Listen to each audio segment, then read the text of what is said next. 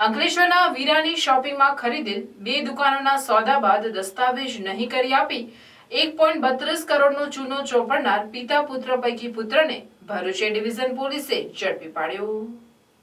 ભરૂચ શહેરના સોનેરી મહેલ વિસ્તારમાં રહેતી રઝિયા ઉસ્માન મંસૂરીના પતિ બિલ્ડિંગ કન્સ્ટ્રક્શનની કામગીરી કરતા હતા, જેઓએ 4 વર્ષ પહેલા તેઓના મિત્ર અને બ્રિજનગરમાં રહેતો ઇઝહાર અહમદ સિદ્દીકી તેમજ તેના પુત્ર ઇઝહાર સિદ્દીકીની માલિકીની અંકલેશ્વરના વીરાની શોપિંગમાં દુકાન નંબર A4 અને A5માં પંડિત એન્ટરપ્રાઇઝના ઓથોરાઇઝ પર્સન હેઠળ 2 વ્હીલર લે વેચાણ કરતા હતા। જે દુકાનો વેચાણ કરવાના હોય જે ખરીદવાનું ઉસ્માન મંસૂરીએ નક્કી કરતા 1.20 કરોડમાં સોદો કરવામાં આવ્યો, જે માટે પ્રથમ 97 લાખની ચૂકવણી કરવામાં આવી અને બાકીના દસ્તાવેજ થયા બાદ આપવાનું અન્ય 2 મિત્રોની હાજરીમાં નક્કી કરવામાં આવ્યું।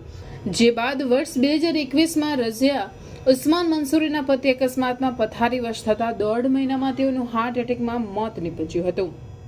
ત્યારબાદ પત્નીએ બંને દુકાનોના દસ્તાવેજ અંગે આગળની કાર્યવાહી હાથ ધરતા દુકાનનો કબજો ધરાવતા બંને પિતા પુત્રએ દુકાનના સોદાની મુદ્દત પૂર્ણ થઈ હોવા સાથે વધુ 35 લાખ રૂપિયાની માંગણી કરતા વિધવાએ 35 લાખ જેટલી રકમ આપી। જે બાદ પણ બંને સમયે મહિલાને દસ્તાવેજના વાયદા કરી કુલ 1.32 કરોડ પડાવી ધમકી છેતરપિંડી કરતા મહિલાએ અંતે ભરૂચ ડિવિઝન પોલીસ મથકે ફરિયાદ નોંધાવી હતી।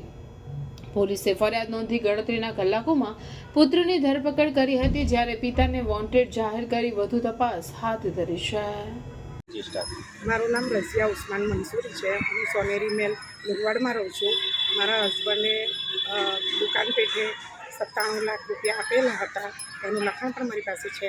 પછી હું એ વાત કરવા ગઈ ઇસ્તખાર અને ઇઝહાર અહેમદ સિદ્દીકી, આ બંને પંડિત એન્ટરપ્રાઇઝના માલિક છે અને આ બંનેના સાથે મારી વાત થઈ તો એ લોકોએ મને એવું કીધું કે આ સોદો કેન્સલ, આટલામાં નહીં થાય, 23 લાખ બીજા આપવાના હતા, એની જગ્યા પર મારી સાથે નવો સોદો કર્યો અને 35 લાખ રૂપિયા મારી પાસેથી એમને લીધા અને પછી મને કબજો આપવાનું કીધું।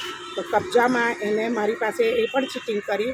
મેં અરજી કરી કે દસ્તાવેજ તું મને કરી આપ, નહીં તો હું આગળ સ્ટેપ લઈશ। તો એને પછી મને દસ્તાવેજ કરવાની ના પાડી દીધી અને મારા પૈસા લઈને મારી સાથે આને છેતરપિંડી કરી છે। 1 કરોડ ને 33 લાખ રૂપિયાની, 1.32 થાય છે આમ તો, પણ પેલા જે 1 લાખ રૂપિયા 1 લાખ રૂપિયા જે પેલા ભાડુઆતનો ડિપોઝિટ હતી તે બી મારી પાસેથી વસૂલી અને 1 કરોડ ને 33 લાખ રૂપિયાની રકમ મારી સાથે છેતરપિંડી કરી છે।